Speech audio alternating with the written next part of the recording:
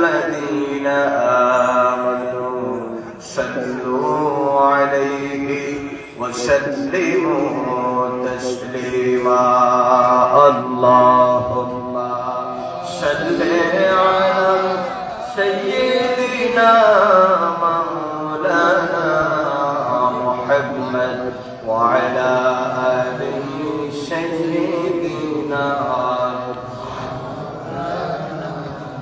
جڑے سورے محبت جو آواز پڑھو اللہم صلی علی ماشاءاللہ جڑے سورے پڑھیں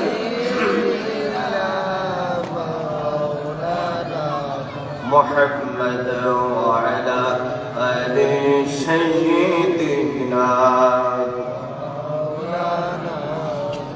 اڑے جاؤ رے رتر ہوا چلے جاؤ رے مدینہ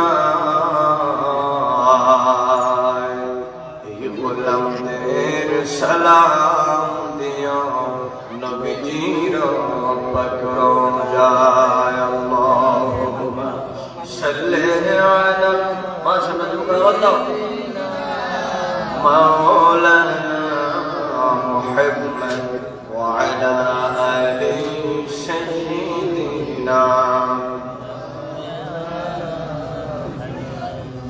جر خاطر جگت پیدا তিনি সোনার মদিনা মন কান্দে প্রাণ কান্দে ওয়া নবীর দিওয়ানা আল্লাহুম্মা সাল্লি আলা সাইয়্যিদিনা মাওলানা মুহাম্মদ ওয়া আলা আলি সাইয়্যিদিনা মাওলানা জোরে সোরে মোহাব্বতে একটু জিকির করুন সুবহানাল্লাহ ওয়ালহামদুলিল্লাহ লা ইলাহা ইল্লাল্লাহ সুবহানাল্লাহ ওয়ালহামদুলিল্লাহ লা ইলাহা ইল্লাল্লাহ লা ইলাহা ইল্লাল্লাহ লা ইলাহা حسبي ربي جل الله ما في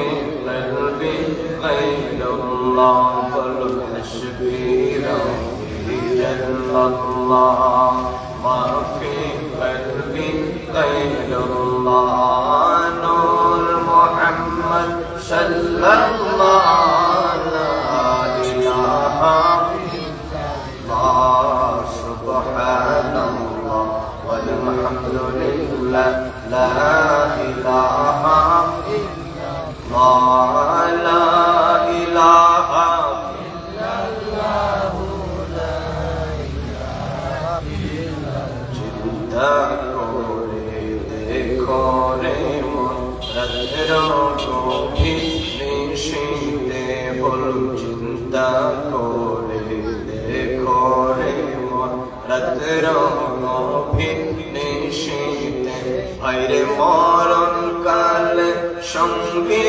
হয়ে কে যাবে তোর কবরে সুবহানাল্লাহ walhamdulillah la ilaha illallah la ilaha illallah la ilaha illallah মুহাম্মাদুর রাসূলুল্লাহ সকলে পড়ুন সাল্লাল্লাহু আলাইহি ওয়াসাল্লাম জগন্নাথপুর উপজেলাধীন ঐতিহ্যবাহী শালদিঘা কেন্দ্রীয় জামে মসজিদের উদ্যোগে আয়োজিত আজকের 20তম বার্ষিক ইসলামী শক্তি মহাসম্মেলন 2025 সালে সম্মানিত সভাপতি বৃন্দ, আপনাদের এলাকার বিশিষ্ট ব্যক্তিবর্গ, জনাব মোহাম্মদ আলামিয়া সাহেব সাবেক মেম্বার শালদিঘা, জনাব মোহাম্মদ দুদুমিয়া সাহেব শালদিঘা, জনাব ইলাস মিয়া ইলিয়াস সাহেব লন্ডন প্রবাসী শান্তিগা ও জনাব মোহাম্মদ ইখলাসুর রহমান সাহেব সম্মানিত মুতাওয়াল্লি ও জামে মসজিদ। আজকের মাহফিলের সম্মানিত বিশেষ মেহমান, সুদূর হবিগঞ্জ থেকে আগত উদীয়মান তরুণ ইসলামী চিন্তাবিদ, মুজাহিদে মিল্লাত আশিকুর রাসূল হযরত মাওলানা মুফতি ফারুক আহমদ লস্কর সাহেব হবিগঞ্জ। আজকের মাহফিলের সম্মানিত প্রধান বক্তা, বিশিষ্ট ইসলামী চিন্তাবিদ, ঐতিহ্যবাহী হাদিয়া দাখিল মাদ্রাসার সম্মানিত সুপার, এই জগন্নাথপুর এলাকার গৌরব হযরত মাওলানা মুফতি আবু সাঈদ সৈয়দ সাহেব।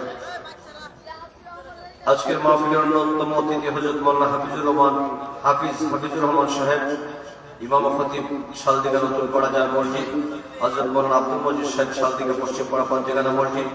বিশেষ করে আমার ডান পাশে যিনি বসা, আপনাদের অত্র জামে মসজিদের সম্মানিত ইমাম ও খতিব, বিশিষ্ট ইসলামী চিন্তাবিদ, আপনাদের অত্যন্ত সুপ্রিয়ভাজন ব্যক্তিত্ব, আপনাদের কাছের মানুষ হযরত মাওলানা হাফিজ রেজাউল করিম সাহেব, সম্মানিত ইমাম ও খতিব, ঐতিহ্যবাহী শালদিঘা কেন্দ্রীয় জামে মসজিদ সহ দিগর উলামায়ে কেরাম, মুরব্বিয়ান, ইসলাম যুবক বন্ধুরা, কচি কাঁচা মাসুম বাচ্চারা, স্কুল কলেজ মাদ্রাসা বিশ্ববিদ্যালয়ে অধ্যয়নরত আমার প্রাণপ্রিয় ছাত্র ভাইরা, পর্দার শিনা আবেদা সালেহা, অত্যন্ত সম্মানিত মা এবং বোনেরা, সর্বস্তরের ইসলাম প্রিয় মুসলিম জনতা, রাহমানি ও রাহিমাকুমুল্লাহ।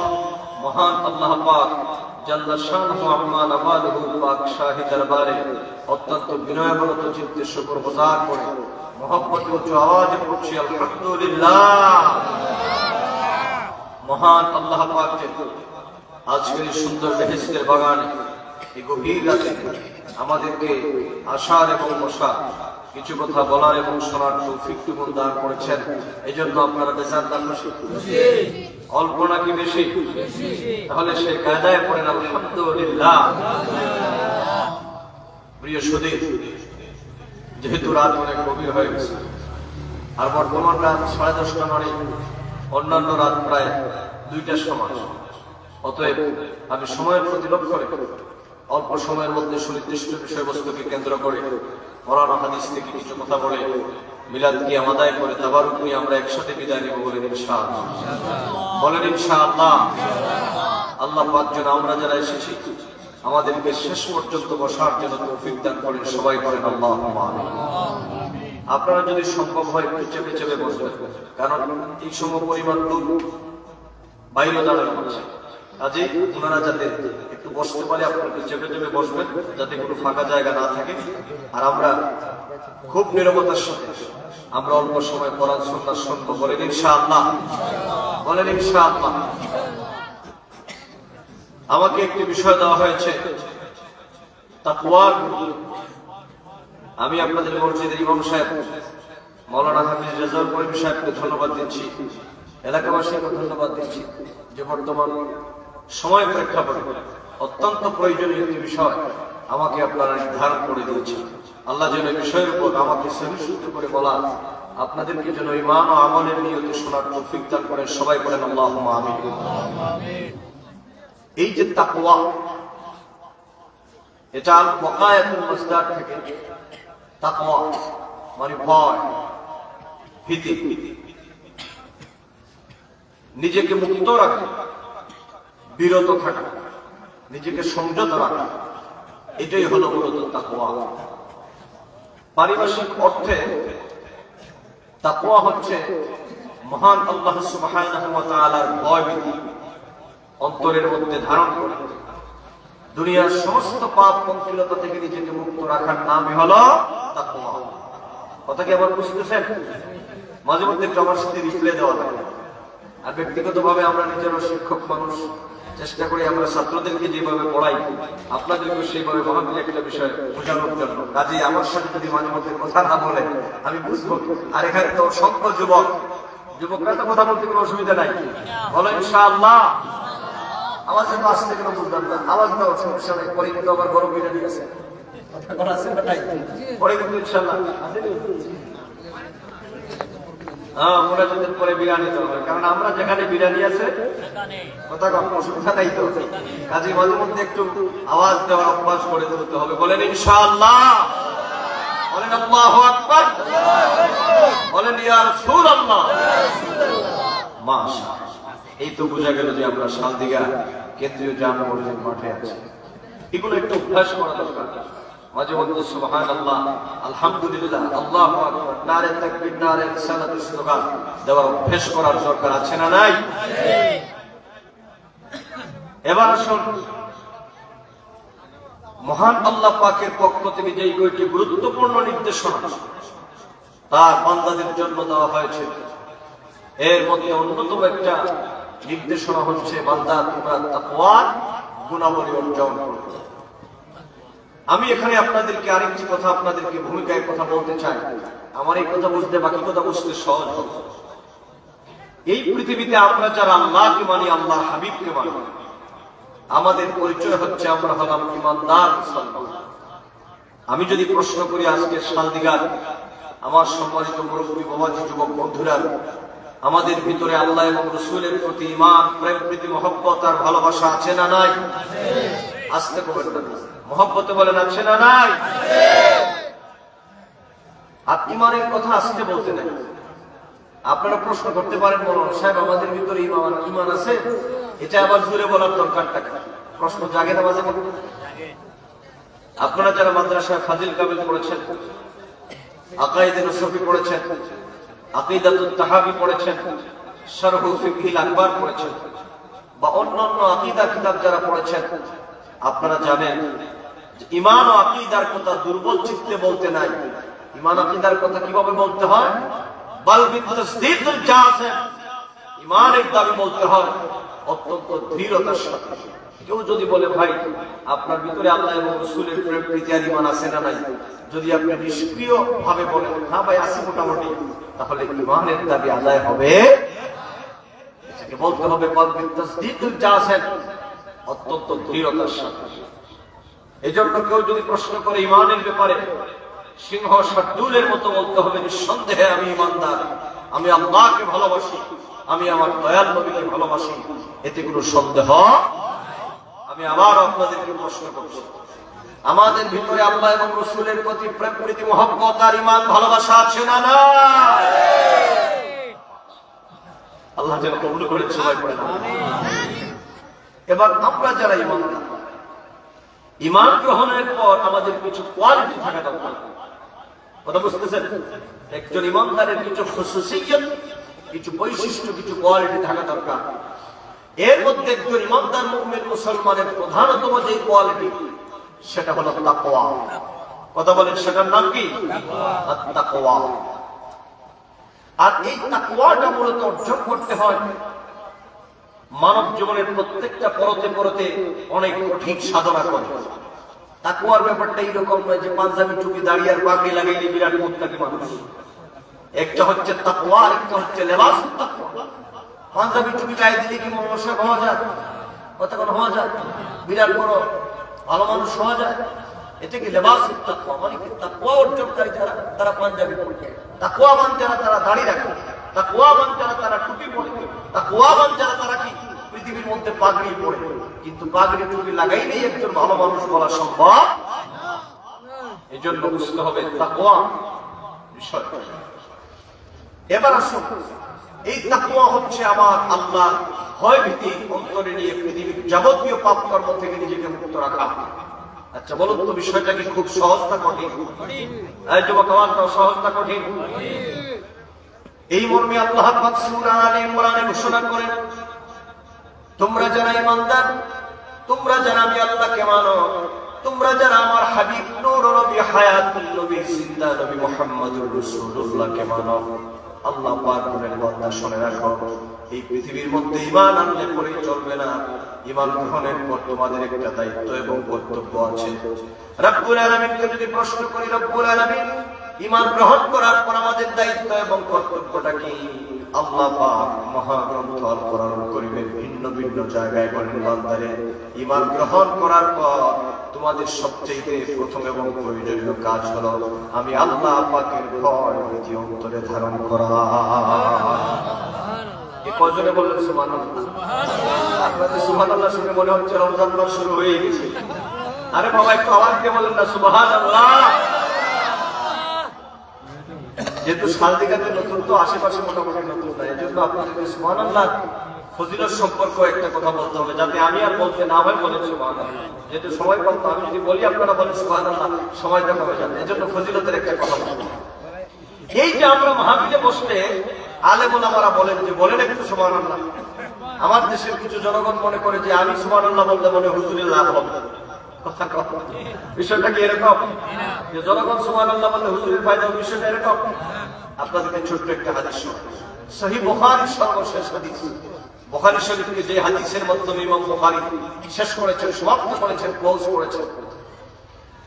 আল্লাহর হাবিব বলেন, ওগো আমার সাহাবীরা, কালিমাতানে হাবিবাতানে ইলার রহমান, দুইটা শব্দ আমার মহান আল্লাহ পাক, আমার মহান রব, আমার মহান মালিক বড় পছন্দ করেন। দুইটা শব্দ আল্লাহর কাছে বড় প্রিয়। খাফিফাতানে আলাল লিসান, ওই দুইটা শব্দ উচ্চারণ করতে আমার উম্মতের কোনো কষ্ট হয় না। এরপরে সাকিলাতানে ফিল মিজান, ও আমার সাহাবায়ে কেরাম, এই দুইটা শব্দ বয়াল হাসরের ময়দানে মিজানের পাল্লার মধ্যে যখন দেওয়া হবে, আমার উম্মতের নেকি বলে যখন ওজন করা হবে, সাহাবায়ে কেরাম ওই দুইটা শব্দ মিজানের পাল্লায় আমার উম্মতের পক্ষে নেকির পাল্লায় সবচেয়ে বেশি ভারী হবে। সাহাবায়ে কেরাম প্রশ্ন করলেন, আপনি ইয়া রাসূলুল্লাহ, ইয়া হাবিবাল্লাহ, নবী গো, তাহলে এই দুইটা শব্দের খবর আমাদেরকে আপনি জানায় দেন। আল্লাহ নবী, নবী হায়াতুল নবী, জিন্দা নবী, শাফাআতের কান্ডারি নবী, তারানে ওয়ালা নবী, বাঁচানে ওয়ালা নবী বলেন, ওগো আমার সাহাবায়ে কেরাম, আমি রাসূলুল্লাহর পক্ষ থেকে গোটা পৃথিবীর মানব সম্প্রদায়দেরকে জানিয়ে দাও, আল্লাহ পাকের কাছে যে দুইটা শব্দ বেশি প্রিয়, আল্লাহ যে দুইটা শব্দকে বেশি ভালোবাসেন এবং উচ্চারণ করতে আমার উম্মতের যে দুইটা শব্দ কষ্ট হয় না, এবং ময়াল হাসরের ময়দানে মিজানের পাল্লার মধ্যে সবচেয়ে বেশি ভারী যে দুইটা শব্দ হবে, এই দুইটা শব্দের মধ্যে একটা হলো সুবহানাল্লাহি ওয়া বিহামদিহি সুবহানাল্লাহিল আযীম। ওই দুইটা শব্দের একটা শব্দ হলো সুবহানাল্লাহ। তাহলে জবাব হাসরের ময়দানে মিজানের পাল্লাটা আমাদের পক্ষে ভারী হোক, আমরা চাই কিনা? এই যুবক কলিজার থেকে আওয়াজ দাও, আমরা চাই কিনা? সুবহানাল্লাহ, আলহামদুলিল্লাহ আওয়াজ কি আসতে হবে না জোরে হবে? আল্লাহু আকবার, বলেন ইয়া রাসূলুল্লাহ। মাশাআল্লাহ, এটা আওয়াজ তো আছে, তোরে কে একটু বস হয়ে যায়। দীর্ঘক্ষণ ধরে বসে আছি তো, বক্তৃতা শুনতে শুনতে মোটামুটি আমরা ক্লান্ত হয়ে গেছি। ইনশাআল্লাহ আমরা আরো কিছুক্ষণ শুনবো, বলেন ইনশাআল্লাহ। বলছিলাম তাকওয়া। আল্লাহ পাক বলেন, বান্দারে, ঈমান গ্রহণ করার পর তোমাদের যে কাজটি অত্যাবশ্যকীয়, প্রথম যে কাজ, সেটা হলো আমি আল্লাহ পাকের ভয়ভীতি তোমার ভিতরে অর্জন করা। কারণ বুঝেন আমার বন্ধুরা, তাকওয়া যদি, আল্লাহ ভয় যদি একজন ব্যক্তির ভিতরে না থাকে, ওই ব্যক্তি কোনদিন নামাজ পড়তে পারে না, ওই ব্যক্তি কোনদিন রোজা রাখতে পারে না। আপনারা কালেকশনটা দেখে একটু আমরা বলবো সবাই রাখেন, একটু একটু জিকির করেন, লা ইলাহা ইল্লাল্লাহ, লা ইলাহা ইল্লাল্লাহ, লা ইলাহা ইল্লাল্লাহ, লা ইলাহা ইল্লাল্লাহ, মুহাম্মাদুর রাসূলুল্লাহ। সকলে পড়ুন সাল্লাল্লাহু আলাইহি ওয়াসাল্লাম। এই যে তাকওয়া মানে খোদাভীতি, আল্লাহ পাকের ভয় যদি একজন ব্যক্তির ভিতরে নাই থাকে, তাহলে ওই ব্যক্তির দ্বারা এই পৃথিবীতে, এই সমাজে ভালো কাজ আশা করা যায় না। আল্লাহর ভয় ভীতি অন্তরের মধ্যে থাকলে পরে একজন ব্যক্তি পাপ পঙ্কিলতা থেকে, পৃথিবীর সমস্ত অন্যায় অপরাধ কর্ম থেকে নিজেকে মুক্ত রাখতে পারবে। আর যদি প্রত্যেকেই যদি দুনিয়ার সমস্ত অন্যায় অপকর্ম থেকে নিজেকে মুক্ত রাখে, এরকম করে যদি একটি সমাজের, একটি দেশের, একটি রাষ্ট্রের সকল ব্যক্তি যদি নিজের থেকে সংশোধন হয়ে যায়, ইনশাআল্লাহ সুন্দর পরিবার কায়েম হবে, সুন্দর সমাজ বিনির্মাণ হবে, সুন্দর একটি রাষ্ট্রের স্বপ্ন আমরা দেখতে পারি। যুবক কথা বলো, ঠিক কিনা? এই জন্য ইসলামী রাষ্ট্র যারা গঠন করতে চান, ইসলামী রাষ্ট্র গঠনের প্রথম শব্দ হচ্ছে জনগণকে তাকওয়ার প্রতি উদ্বুদ্ধ করতে হবে। জনগণকে তাকওয়ার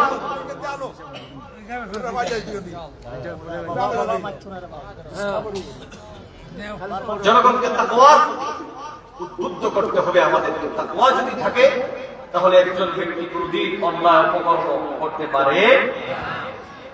এই যে পৃথিবীতে আমরা মুসলিম বাজার, আমার মুরব্বী বাবাদের জন্য গুরুত্বপূর্ণ কথা, আমার যুবকদের জন্য গুরুত্বপূর্ণ কথা, পর্দার শীর্ষ শ্রদ্ধা মা বোন যারা আছেন আপনারা, আপনাদের জন্য অত্যন্ত গুরুত্বপূর্ণ কথা খেয়াল রাখবেন। এই মর্মে আল্লাহ পাক বলেন, বান্দা শুনে রাখুন। আমি এখানে আরেকটি কথা আপনাদেরকে বলতে চাই। এই পৃথিবীতে আমরা ইমানদার, আবার আমরা মুসলিম, এই জন্য আমরা হলাম ইমানদার মুসলমান। এবার আসেন, আমরা যারা ইমানদার, আমরা যারা মুসলমান, আমাদেরকে আল্লাহ পাক দেখে কি বলছেন?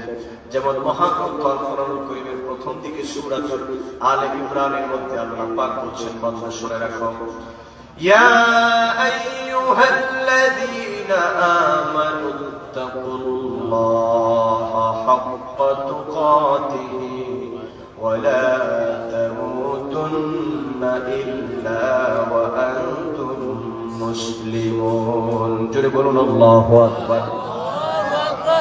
আল্লাহ পাক বলেন, ইয়া আইয়ুহাল্লাযীনা আমানু, ও পৃথিবীর ইমানদার বিশ্বাসী বান্দাগণ, মানে তোমাদের ভিতরে যাদের ভিতরে আমি আল্লাহর প্রতি ঈমান আছে, ওই ইমানদার বিশ্বাসী বান্দারা, তোমরা যারা আমার নবী মুহাম্মদ সাল্লাল্লাহু আলাইহি ওয়াসাল্লামকে ভালোবাসো, তোমরা হলো ইমানদার। আল্লাহ পাক বলেন, ইয়া আইয়ুহাল্লাযীনা আমানু, নিশ্চয় আমার বিশ্বাসী বান্দা যারা, আল্লাহ পাক এই যে কালামে পাকের মধ্যে ইয়া আইয়ুহাল্লাযীনা আমানু বহু জায়গার মধ্যে আল্লাহ পাক ঘোষণা করেছেন। আমার যুবকেরা, মুরব্বী বাবাজিরা, মনে রাখবেন, এখানে একটা সূক্ষ্ম কথা বলে দেই। ইমাম শাফিঈ রাহমাতুল্লাহি আলাইহি বর্ণনা করেছেন, এই পৃথিবীতে কোন বাবা যদি তার সন্তানদেরকে ডাক দেন, ছেলের নাম ধরে যদি ডাক দেয়, তাহলে একটা পর্যায়ে আর যদি বলে, আমার কলিজার টুকরা ধর, তুমি এদিকে আসো, আপনারা বলুন, এই ডাকের মধ্যে একটা মহব্বত আর মায়া আছে না নাই? আস্তে কোমর আওয়াজ দিয়ে বলে রাখছেন, আল্লাহ পাক তার বান্দাকে কত ভালোবাসেন।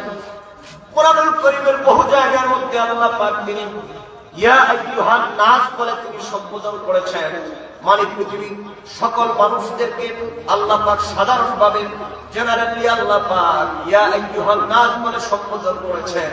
কিন্তু আল্লাহ পাক যাদেরকে ভালোবাসেন, যারা পৃথিবীর মধ্যে ইমানদার, যারা পৃথিবীতে আল্লাহর নেকাবাজত, যারা পৃথিবীতে আল্লাহ পাকের ফরমাবর্তার, তাদের জন্য আল্লাহ পাক ইয়া আইয়ুহান নাস বলেন নাই। আল্লাহ বড় দয়া করে, বড় মায়া করে, আল্লাহ বড় মহব্বত করে ডাক দিয়েছেন, ইয়া আইয়ুহাল্লাযীনা আমানু। তার মানে হচ্ছে, হে আমার বিশ্বাসী, আমার ইমানদার বান্দা। সুবহানাল্লাহ বলেন। এই যে আল্লাহ পাক বলেছেন, ইয়া আইয়ুহাল্লাযীনা আমানু, হে আমার ইমানদার বান্দা, তোমাদের জন্য আমি আল্লাহ পাক বললাম, আমানু তাকুল্লাহ, ইত্তাকুল্লাহ, তোমরা আমি আল্লাহ পাকের ভয়ের নীতি তোমরা অবলম্বন করে চলো। ও শালদিগার জনগণ, ভালো করে আল্লাহর কোরআন বোঝার চেষ্টা করেন। আল্লাহ পাক প্রথম বলেছেন, ইয়া আইয়ুহাল্লাযীনা আমানু, হে আমার ইমানদার বান্দারা।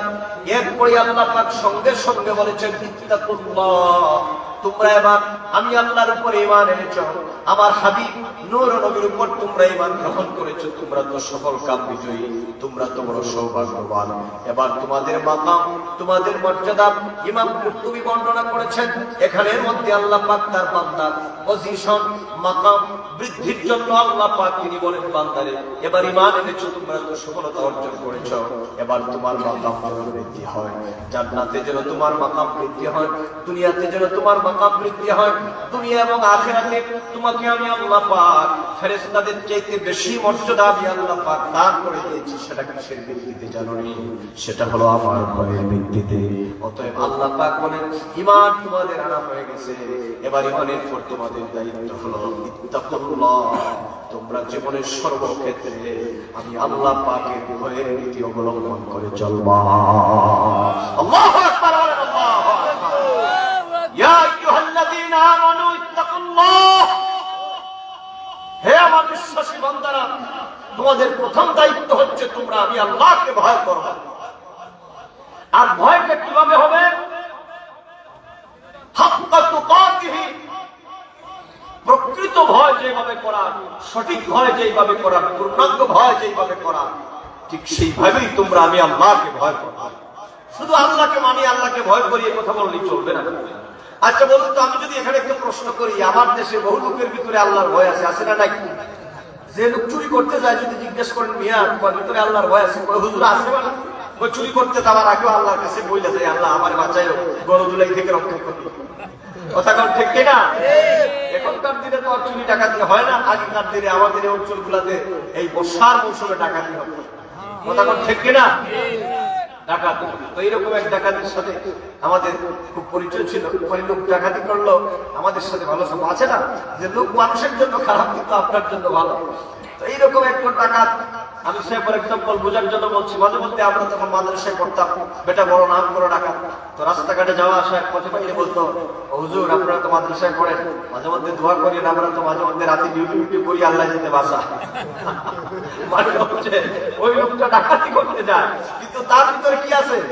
আবার এটাও ভয় করেছে জনগণ ধরলে পরে মাইক দিবে, কিন্তু এখানে আল্লাহ ছাড়া বাঁচানোর কোনো উপায়। এবার তাকওয়াটা আপনাকে কি শেখায়? তাকওয়াটা এই ভয়টা শেখায় না, তাকওয়া শেখায় যে আপনার দ্বারা যেন ওই অপরাধ কর্মটাই, যে অপরাধ করলে পরে তার নতিজাটা খারাপ হয়, সেই অপরাধটাই যেন আপনি না করেন, এই ভয়টাই মূলত তাকওয়া শেখায়। সুবহানাল্লাহ। মানে অন্যায় কাজ করলে পরে আল্লাহ পাকের নারাজি আসবে। চুরি, ডাকাতি, জেনা, ব্যভিচার, শয়তানি, বদমাশি, সুদ, ঘুষ, অন্যের নামে কুৎসারটা, এইগুলা করলে পরে আমার মালিক বেজার হয়ে যাবে। এই জন্য আমি একজন ইমানদার রকমের মুসলমান, আমি এই কাজটা করতে পারি। কথা বলেন পারি? এই যে একটা ভয়, এই যে ক্ষোভ, এটা হচ্ছে তাকওয়া। এটা কি তাকওয়া? এই মর্মে আল্লাহ পাক বলেন, ইয়া আইয়ুহাল্লাযীনা আমানুত্তাকুল্লাহা হাক্কা তুকাতিহি। ও পৃথিবীর মানব সম্প্রদায়, তোমরা শুধু আমি আল্লাহকে ভয় করলেই চলবে না, ভয় করি এই কথা বললেই চলবে না। হাক্কা তুকাতিহি, যেই রকম করে ভয় করলে পরে দুনিয়ার কোন অন্যায়, কোন ফাহিশা কাজের দ্বারে কাছে তোমরা যাবা না, এইরকম করে তোমরা আমি আল্লাহকে ভয় করবা। এরপরে আল্লাহ পাক আরেকটা শর্ত লাগাই দিয়েছেন, ওয়ালা তামুতুন্না ইল্লা ওয়া আনতুম মুসলিমুন। পড়ে যারা পড়ে, ওয়ালা তামুতুন্না ইল্লা ওয়া আনতুম মুসলিমুন। আমি আল্লাহ পাকের ভয়ের নীতি শুধু অবলম্বন করলে চলবে না। ওয়ালা তামুতুন্না, সাবধান তোমরা মৃত্যুবরণ করবে না, ইল্লা ওয়া আনতুম মুসলিমুন, একজন পূর্ণাঙ্গ একনিষ্ঠ ফরমাবরদার, একনিষ্ঠ মুসলমান না হওয়া পর্যন্ত তোমরা, আনুগত্যশীল বান্দা না হওয়ার আগ পর্যন্ত তোমরা মৃত্যুবরণ করবে না। সুবহানাল্লাহ। এই কথাটুকু বুঝে আসছে? সূরাতুল আলে ইমরান, এখানে দুইটা কথা বলা হয়েছে। আল্লাহ পাক বলছেন, হে বিশ্বাসী বান্দারা, তোমরা আমাকে ভয় করার মতো করো, আর পূর্ণাঙ্গ একনিষ্ঠ ফরমাবরদার মুসলমান না হয়ে তোমরা পৃথিবী থেকে বিদায় দিবা। সুবহানাল্লাহ। দেখুন, আমি আপনাদেরকে কি বলবো, এই একই আয়াতের তাফসীর আপনি পড়েই শেষ করতে পারবেন না। মুফাসসিরিনে কেরামগণ এত সমস্ত ব্যাখ্যায় এই এক আয়াতে ওনারা বর্ণনা করেছেন। এরপর আমি প্রসিদ্ধ তাফসীর গ্রন্থসমূহ থেকে আপনাদেরকে কিছু প্রয়োজনীয় কথা, যেগুলো আপনাদের মনে থাকে, এইরকম দু একটি কথা আপনাদেরকে শোনায় দেব। প্রথম নম্বরে আয়াতে বলা হয়েছে আল্লাহ পাককে ভয় ভীতি করবা, ভয় করার। এবার আসেন, আল্লাহর ভয় আমাদের সকলের ভিতরেই আছে, কথা বলা আছে না নাই? কিন্তু পরিপূর্ণ ভয়টা আমাদের নাই। মানে যেভাবে ভয় করার কথা আল্লাহ বলেছেন, এইরকম ভয় নেই। এইরকম ভয়টা কেমন ভয়, আমি আপনাদেরকে ছোট্ট একটা হাদিসে পাক আপনাদের সামনে আমি শোনাই। উসুদুল গামা, এটা আসমাউর রিজালের কিতাব, আলেম ভাইরা জানবেন। হযরত আব্দুল্লাহ ইবনে ওমর রাদিয়াল্লাহু তাআলা একদিন তিনি কোথাও যাচ্ছিলেন, হঠাৎ করে পাহাড়ের উপর থেকে একটা মেষপালক, বকরির পাল যে নিয়ে পানে চড়ায়, এইরকম একজন রাখাল, তিনি বিরাট একটা বকরির পাল নিয়ে তিনি আসতেছেন। আল্লাহর ভয় কারে বলে শুনতে? আমরা তো শুধু নামে মুসলমান, আমরা তো মুখ দিয়া বলি আল্লাহকে ভয় করি, কিন্তু মুখ দিয়া বলি আল্লাহকে ভয় করি, আমাদের দ্বারা পৃথিবীতে এমন কোন কাজ নাই যেটা আমাদের দ্বারা সম্ভব হয় না। কথা কোন ঠিক কিনা? শুধু আপনাদের দ্বারা নয়, বাংলাদেশে পাঞ্জাবি টুপি লাগায় বহু ধরনের অন্যায় অপকর্ম করে, এরকম অপকর্মশীল বান্দা এই বাংলায় আছে না নাই? আসতে কমাতে না আছে না নাই? আপনাদের দোয়ায় এই সারা বাংলা পার্শ্ববর্তী দেশ বিশ্বের বিভিন্ন জায়গায় আল্লাহ পাক আমাদেরকে একটু যাওয়ার সুযোগ করে দিয়েছেন। বর্তমানে এক শ্রেণীর লোকেরা পাঞ্জাবি টুপি পরে যেই ধরনের ক্রাইম করছে, আজকে পাঞ্জাবি টুপিওয়ালাদের প্রতি এক শ্রেণীর শিক্ষিত মানুষদের একটা অনাস্থা চলে আসছে। কথা কম, আমি এই কথা বলছি না যে শুধু পাঞ্জাবি টুপি ছাড়াই লোকেরা অন্যায় করে অপরাধ করে। এখন আপনারা বলুন, সেই লোকটা পাঞ্জাবি টুপি পরে অপরাধ করলো, ওই লোকটা কি প্রকৃত অর্থে কি পাঞ্জাবি টুপির মর্যাদা রক্ষা করলো? আল্লাহর ভয় কি তার ভিতরে আছে? যদি থাকতো তাহলে ওই লোকের দ্বারা কি অন্যায় অপকর্ম হওয়া সম্ভব?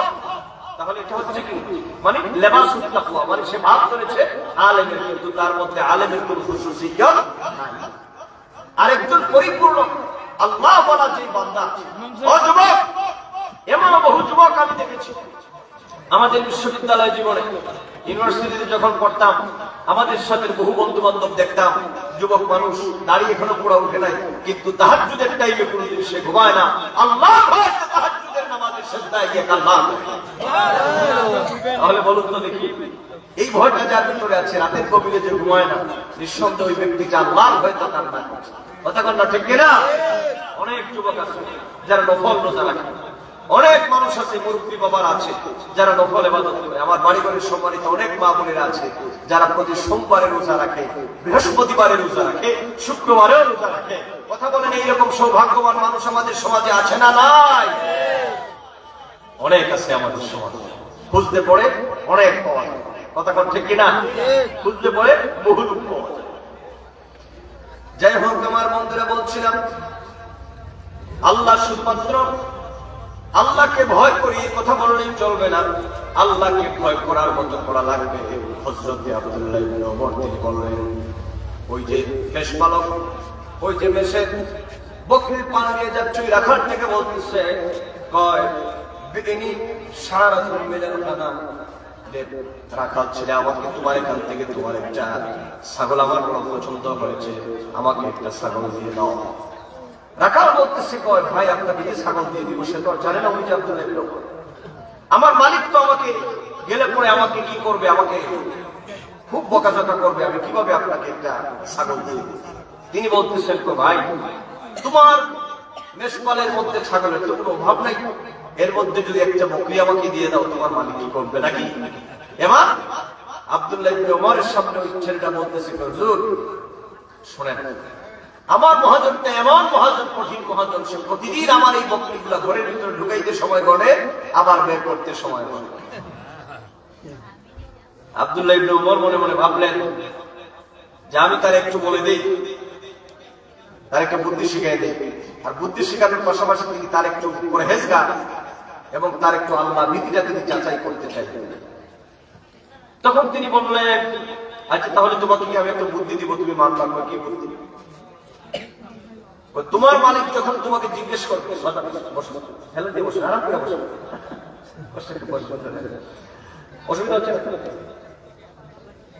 যখন বলা হচ্ছে যে আমার মালিক তো আমাকে বকাঝকা করবে, কিভাবে আমি সেটা ঘরের ভিতরে ঢুকাবো? তখন আব্দুল্লাহ ইবনে ওমর চাইলেন যে তার একটু পরীক্ষা করে দেখি লোকটা কিরকম। তখন তিনি বললেন যে তোমাকে যখন বলবে যে বকরি একটা কোথায়, তুমি বলবা আকাদুহা সিবুন, এটাকে একটা বাঘ খেয়ে ফেলছে, মানে বাঘে খেয়ে ফেলছে। আব্দুল্লাহ ইবনে ওমর মনে মনে ভাবতেছে, কয় দেখি তার একটু পরীক্ষা করিয়া যে লোকটা কি বলে, মানে তিনি একটু তারে আল্লাহর ভয় এবং আমানতদারিতার পরীক্ষা করতে চাইতেন। এবার রাখাল ছেলে যে জবাব দিল, আব্দুল্লাহ ইবনে ওমর বলেন, আমি বিস্ময়ে হতবাক হয়ে গেলাম। রাখাল ছেলের জবাব শুনে আমার চিন্তার চেতনার দৃশ্যপট পাল্টে গেল। যখন আমি রাখাল ছেলেকে বললাম, ওই রাখাল তুমি একটা মাত্র এত শত শত বকরির পাল থেকে একটা বকরি চলে গেলে তোমার মালিক জানবে না। এই কথা বলার পরে রাখাল বলে, তুমি কে আগন্তুক, আমি তোমাকে চিনি না, তোমার পরিচয় আমি জানি না, তুমি কোন ধর্মের অনুসারী সেটাও আমি জানি না, কিন্তু তুমি শুনে রাখো, তুমি আমাকে বুদ্ধি দিচ্ছ আমার মালিককে বলবো বাঘে খায়া ফেলেছে আমার বকরিটা।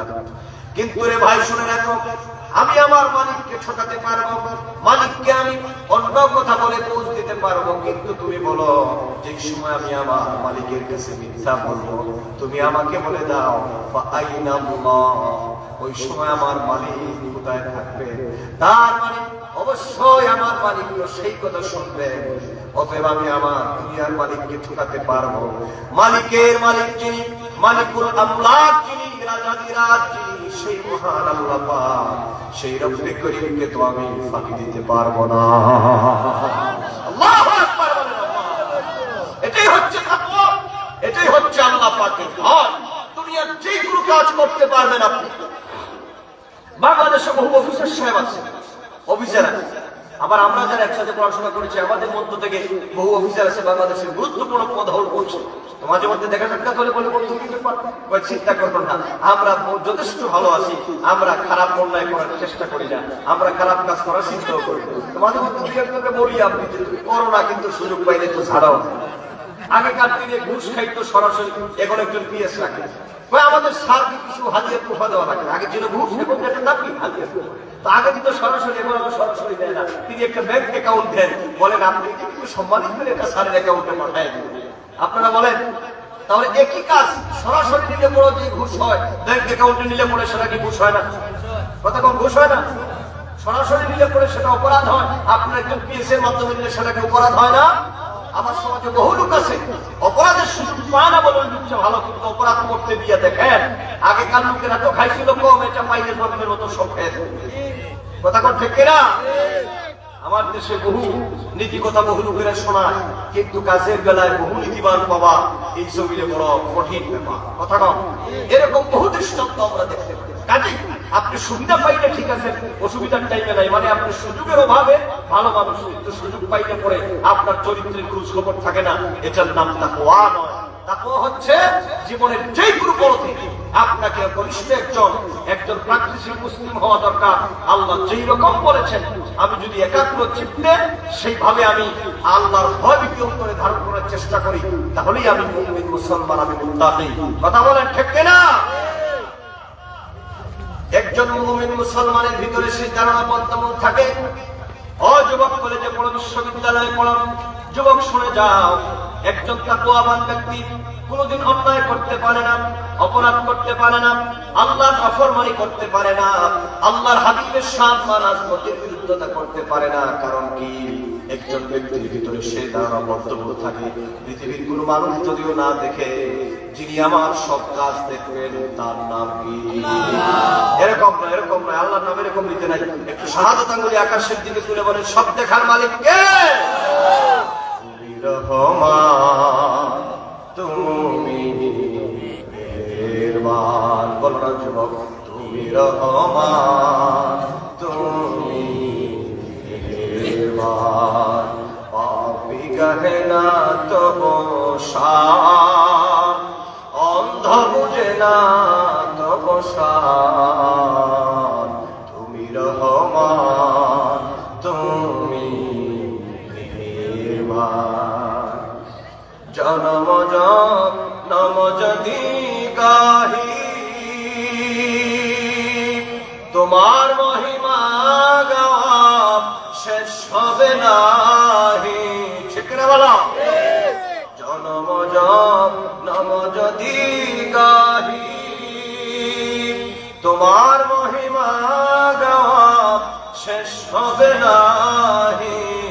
দয়া করো হে প্রভু, দয়া করো হে প্রভু, তুমি দয়াবান, তুমি রহমান, তুমি মেহেরবান। বলো না যুবক, তুমি রহমান, তুমি মেহেরবান। কখনো তো মাকে যদি ভুলি, হেদায়েতের আলো জেলে নিয় কাছে তুলি।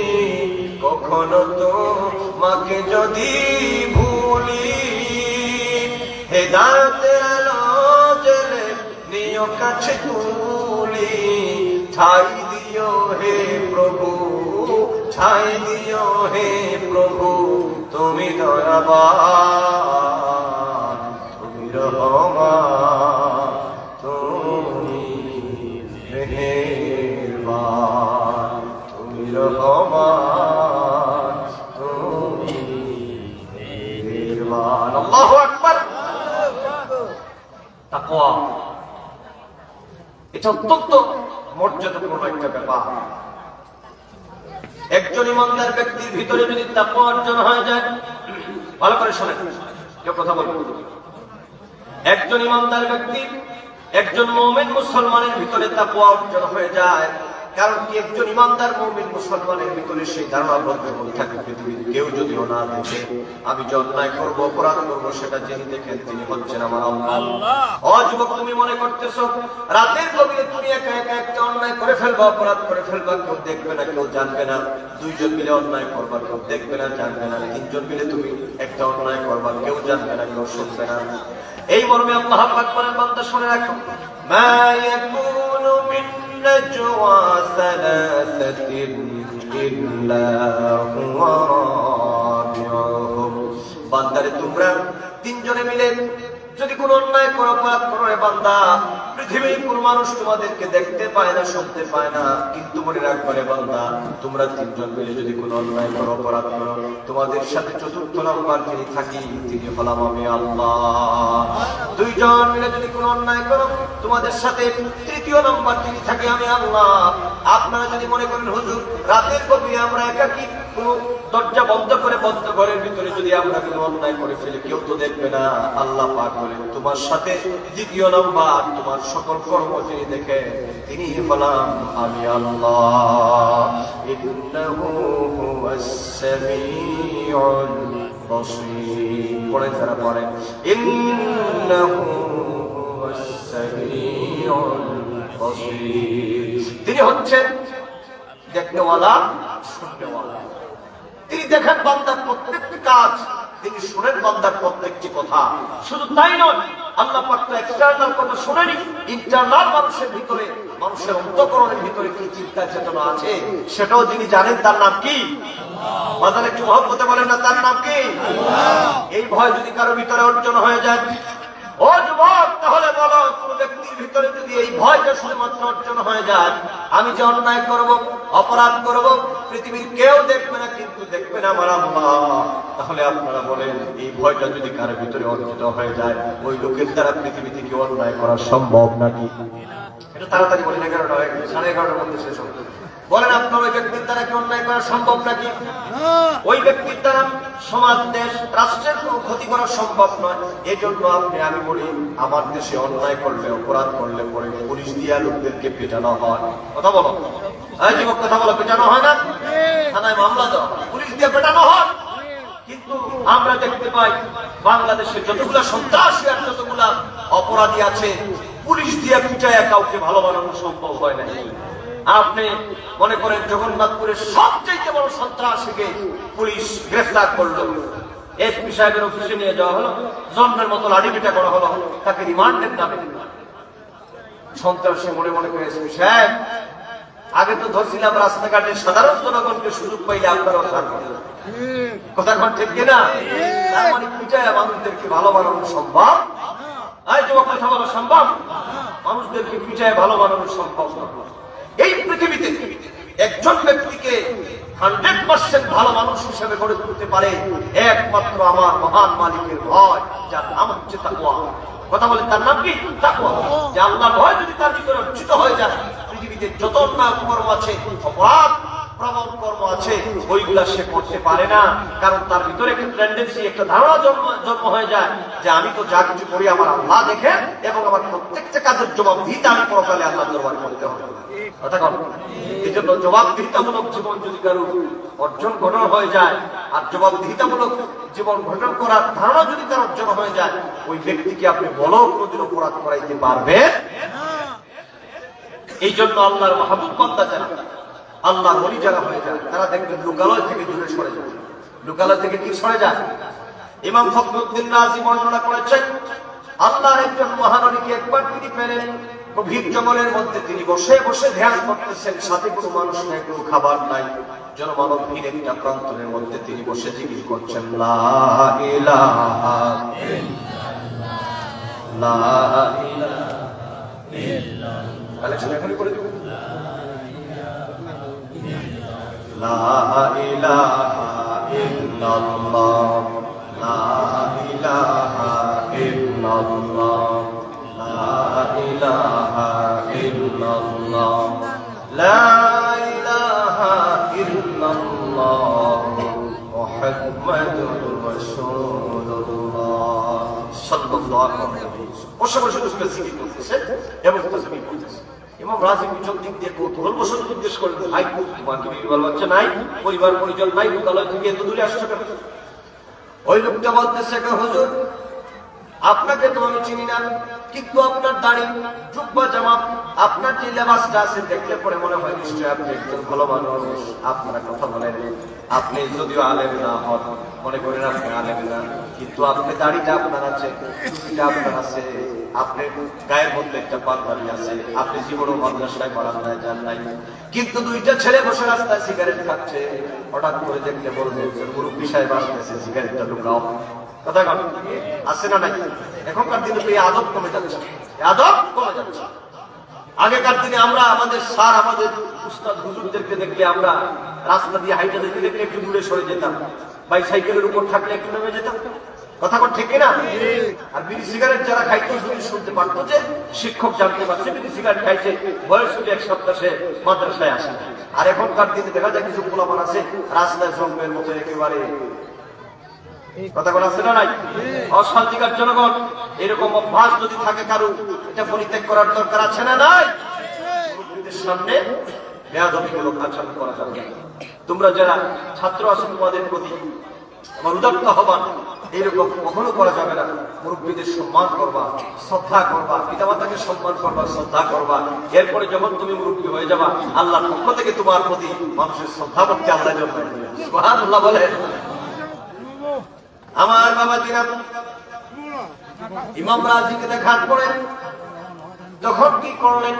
ওই লোকটা বলতেছে, কয় আপনাকে দেখতে তো একজন বড় সাহেবের মতো মনে হয়। কয় হ্যাঁ, তুমি বলো তোমার কোনো কথা আছে নাকি? কয় হ্যাঁ, আমার মনের ভিতরে একটা কথা আছে। কি কথা? কয় হুজুর, জীবনে আমি বহু অন্যায় করেছি, অপরাধ করেছি, আমি পাপের বোঝা আমার বহু বাড়ি হয়ে গেছে। আমি একটা সময় বহু নাফরমানিতে ছিলাম, কিন্তু আমি যখন বুঝতে পেলাম আমার মহান রব, আমার মহান মালিক আমার জীবনের সবকিছু দেখতেছেন, আমার কর্মের প্রত্যেকটা হিসাব আমার মহান আল্লাহর দরবারে আমি দেওয়া লাগবে। এই জন্য আমি সমাজ, আমি দেশ, আমি লোকালয় ছেড়ে গভীর জঙ্গলে বলতে চলে এসেছি, যাতে করে কোনো মানুষের সাথে আমার দুনিয়ার কোনো কথা বলতে না হয়। আমার পরিবার পরিজনদেরকে আমি মাঝে মধ্যে আমি তাদের ভরণ পোষণ দেন, বাকি সময়টা আমি জায়গার মধ্যে থাকি। কারণ আমার ভিতরে একটা ধারণা জন্মে গেছে, আমি যত মানুষের কাছে থাকবো তত আমাকে দুনিয়ার বিভিন্ন ধরনের কুমন্ত্রণ আমাকে টানবে। সুতরাং হুজুর, আমি জানি না আমি আমার মন এবং আমার দিলটা সায় দিয়েছে, আমি আমার জীবনে এত পরিমাণ অন্যায় করেছি, অপরাধ করেছি, বাকি জীবনটা যদি আমি নির্জনভাবে আল্লাহ পাকের গোলামি না করি, তাহলে হাসরের ময়দানে আল্লাহর দরবারে জবাব দিতে পারবো না। ইমাম রাজি তিনি বর্ণনা করেন, ওই লোকটার মধ্যে আমি, তার চেহারার মধ্যে, তার দিলের মধ্যে আমি এক পলকে আল্লাহর মারিফতের নূর দেখতে পেলাম। এজন্য পৃথিবীতে যারা আল্লাহ ওয়ালা হয়ে যায়, ও যুবক যারা পৃথিবীতে আমার নবীর গোলাম হয়ে যায়, এই লোকালয় থেকে বহু মানুষ দূরে চলে যায়, বহু মানুষের সাথে তাদের চলন বলন চলাফেরা কমিয়ে দেয়, ওই ব্যক্তিটা পরহেজগার হয়ে যায়, দুনিয়ার বহু জিনিস থেকে সে নিজেকে মুক্ত করে নেয়। কারণ দুনিয়ার ধান্দা, দুনিয়ার ধোঁকা, এটা এমন কঠিন ব্যাপার, দুনিয়ার ধোঁকায় পড়লে পরে আল্লাহ এবং তার রাসূলকে রাজি করা সম্ভব নয়। দুনিয়াটা বড় কঠিন জায়গা ভাই। আলেম ভাইরা আছেন এখানে, বহু আলেম ওলামা আছেন। দুনিয়াটা কি জানেন? দুনিয়া হচ্ছে দুনিয়া হচ্ছে ধোঁকা এবং প্রবঞ্চনার জায়গা। দুনিয়া চায় না আপনি জান্নাতে যান, দুনিয়া চায় না আপনি আল্লাহ বলা হন। এই দুনিয়া কোনোদিন কাজে নাই। এই দুনিয়া মানুষদেরকে কাঁদিয়েছে। দাকায়েকুল হাকায়েক এই কিতাবের মধ্যে ইমাম ফখরুদ্দীন রাজি তিনি মৃত্যুর ইতিহাস সম্পর্কিত অসংখ্য রিওয়ায়াত তিনি এনেছেন। সেখানের মধ্যে তিনি দুনিয়ার প্রসঙ্গ বলেছেন, এই দুনিয়াটা হলো বড় কঠিন জায়গা। দুনিয়া কারোর জন্য কাঁদে না, দুনিয়া মানুষকে কাঁদায়। দুনিয়া চায় না আপনি দুনিয়ার মধ্যে আল্লাহ পাকের গোলামি করেন, আল্লাহ পাকের ফরমাবরদার হন, আল্লাহ পাকের ভয়ভীতি অন্তরের মধ্যে নিয়ে চলে। এই জন্য আল্লাহ ওয়ালা ব্যক্তি যা হয়ে যায়, ওই ব্যক্তি দুনিয়ার রূপ রং, দুনিয়ার ওই চাকচিক্যে সে কি হয় না, বিমূঢ় হয় না, দুনিয়াটাকে অপশনাল মনে করে এই জমিনটারে সেজদার জায়গা বানায়। আর সে মনে মনে ভাবতে থাকে, জমিনে তোমার উপরে আমার অহংকার করার কিছু নাই, খবর করার কিছু নাই। জমিনের মধ্যে এসেছি মুসাফির হিসাবে, কিছুদিন আমি থাকবো। আল্লাহর ভয় নিয়ে জমিনের মধ্যে সেজদা দেয়। ক্ষণিক জীবনে সে পরকালীন জীবন, অনন্তকালের জীবন, অনন্তকালের জীবনে আল্লাহ পথেও সংগ্রহ করে থাকে। আর সে হচ্ছে সবচেয়ে বড় বুদ্ধিমান মানুষ। আল কাইয়িস মান দানা নাফসাহু ওয়া আমিলা লিমা বা'দাল মাউত ওয়াল আজিজ মান ইত্তাবাহা ওয়া তামান্না আলাল্লাহ। সবচেয়ে বুদ্ধিমান ব্যক্তি হচ্ছে সে যে দুনিয়ার জীবনটারে এমনভাবে কাজে লাগায়, মৃত্যুর কথা ভয় তার অন্তরে থাকে, আর দুনিয়ার জীবনকে সংক্ষিপ্ত মনে করে এখানে থেকে থেকে সে পরকালীন জীবনের মাঝেও অর্জন করে। আপনাদেরকে আরেকটা উদাহরণ দিচ্ছি। ফর এক্সাম্পল, মনে করেন আপনি বিদেশে গেছেন, আসেননি কেউ এখানে? মানে বিদেশ থেকে চলে আসছেন, কেউ আসেন থেকে হাত তুলে? কেউ নাই? মানে বিদেশে গেছেন, বিদেশে ছিলেন, আপনি ছিলেন। আচ্ছা, বিদেশে আপনি ছিলেন কোন দেশে বাবা? আচ্ছা, ওমান, সৌদি আরব। মনে করেন আপনি যুবক বয়সে সৌদি আরব গেছেন, কথা বুঝতেছেন? আমার সময় তো কমের জন্য খুব টাইটলি বলতে হচ্ছে। মনে করেন আপনি যুবক বয়সে ওমানে গিয়েছেন, যুবক বয়সে আপনি সৌদি আরব গিয়েছেন। যাওয়ার পরে আপনি কাজকর্ম করেন, ডিউটি আপনার 8 ঘন্টা 12 ঘন্টা আপনি ডিউটি করেন। আপনি কি করেন? এক্সট্রা ডিউটি করেন। কারণ কি? কারণ আমি এসেছি এখানের মধ্যে কিছুদিন থাকবো। সেখানে থাইকা থাইকা আপনি দেশে একটা বাড়ি করেন, সেখানে থাইকা থাইকা আপনি একটা গাড়ি কিনেন, সেখানে থাইকা থাইকা কিছু জায়গা জমি করেন। আর বন্ধু বান্ধব বাইরে করে বলেন, ভাই কয়দিন থাকবো বলা যায় না, পুরাকালে আমি যেন মুরব্বী হয়ে যাবো, যখন ওই সময়টা যখন আরো আসে আমি যেন কাটাতে পারি। এই জন্য আমি প্রবাস জীবনে থেকে আমার বাড়িটা বানাচ্ছি, আমার গাড়িটা কিনতেছি। কথা বলেন ঠিক কিনা? এটাই তো করা হয়। ঠিক তদ্রূপ আপনি ও যুবক শুনে যাও, এই দুনিয়াটা হলো আমাদের খুব সংক্ষিপ্ত জায়গা। এখানের মধ্যে থেকে তাকওয়ার গুণাবলী অর্জন করে অনাদি অনন্তকালের জীবন, যে জীবন শুরু হয়ে যাবে মৃত্যুর মাধ্যমে, কোনদিন শেষ হবে না। ওই পরকালীন জীবনের জন্য পাথেয় সংগ্রহ করবা। এই জন্য এই জমিনটারে সেজদার জায়গা বানাবে, এই জমিনটারে আল্লাহ রাসূলের গোলামীর জায়গা বানাবে। আর মনের মধ্যে সেই প্রবল ধারণা আপনি বিদ্যমান রাখবেন, আমার বাবাও ছিল, মাও ছিল, আমার দাদাও ছিল, দাদিও ছিল। আজকে তারা কালের আবর্তে দুনিয়ার থেকে তারা বিদায় নিয়েছে। ও যুবকরে, তোমাদের অনেকের আব্বা নাই, আব্বা নাই। আমিও তো গুনাহগারের আব্বা যেন দুনিয়ার থেকে বিদায় নিয়ে চলে গেছে। আপনারা বলুন, এই পৃথিবীতে কত দিন যাবে, কত রাত যাবে, কত সপ্তাহ যাবে, কত মাস যাবে? যাদের আব্বা আম্মা চলে গেছেন, ওরা কি আবার পিছনে আসার কোন সম্ভাবনা আছে না? সম্ভাবনা নাই। এই জন্যই ধারণা দিলের মধ্যে গেঁথে রাখবা, ওনারাও চলে গেছেন, আমরাও চলে যাব। ওনারা আগে চলে গেছেন, আমরা পিছনে পিছনে চলে যাব। অতএব আমরা এমন এক জীবনে পদার্পণ করবো যে জীবনে একবার গেলে পরে আমার আসার কোন সম্ভাবনা নাই। এইরকম আল্লাহর ভয় নিয়ে দুনিয়ার জীবনটা আপনি কাটাই দিবেন। আমার প্রিয় বন্ধুরা, বলছিলাম আল্লাহ বলেছেন আমাকে ভয় করো, আমাকে ভয় করার মতোই ভয় করো। এখানে আরেকটা আয়াত আপনাদেরকে শোনাই। হযরত ওমর রাদিয়াল্লাহু তাআলার নাম আপনারা শুনেছেন। খলিফাতুল মুসলিমিন তিনি যখন ছিলেন, ওমর রাদিয়াল্লাহু তাআলা যখন প্রেসিডেন্ট ছিলেন, যখন তিনি খলিফা ছিলেন, তার একটা আদত ওয়াকা ছিল, তিনি রাতের গভীরে মাঝে মধ্যে তিনি পাড়া মহল্লার মধ্যে তিনি ঘুরতে বেড়াতেন, মানে ঘুরে ঘুরে বেড়াতেন। কোনো অসহায় মানুষ আছে নাকি, কোনো ক্ষুধার যন্ত্রণায় কোনো মানুষ কান্না করে নাকি, তিনি ঘুরে ঘুরে ওই জায়গাগুলোর মধ্যে ঘুরতেন। সুবহানাল্লাহ। বাংলাদেশে এমন কোন নেতা আছে যে মানুষের দুয়ারে দুয়ারে ঘুরে? বরং নির্বাচনের আগে এমন কিছু প্রতিশ্রুতি দেয়, নির্বাচনের পরে নেতা সাহেবকে টর্চ লাইট দিয়েও খুঁজে পাওয়া যায়। কথা কোন ঠিক কিনা? নির্বাচনের আগে তিনি এটা করবেন, সেই করবেন, কিন্তু নির্বাচনের পরে নেতা সাহেবের কোনো খবর নেই। অথচ খলিফাতুল মুসলিমিন হযরত ওমর রাদিয়াল্লাহু তাআলা তিনি এমন একজন শাসক ছিলেন, তিনি রাতের গভীরে যখন মানুষেরা ঘুমিয়ে যেত, তিনি অন্ধকারে তিনি তার সিপাহীকে নিয়ে, প্রধান সেনাপতিকে নিয়ে তিনি বের হয়ে যেতেন মানুষের দ্বারে দ্বারে। এই ভাই কথা আসতে বলেন, এই আপনারা তাবারুকটা একটু রাখেন, আপনারা তাবারুকটা রেখে একটু আপনারা ধৈর্যের সাথে আপনারা একটু দাঁড়াবেন। আর তাবারুক যারা আনবেন আপনারা দয়া করে কথা বলবেন, একটু জিকির করেন লা ইলাহা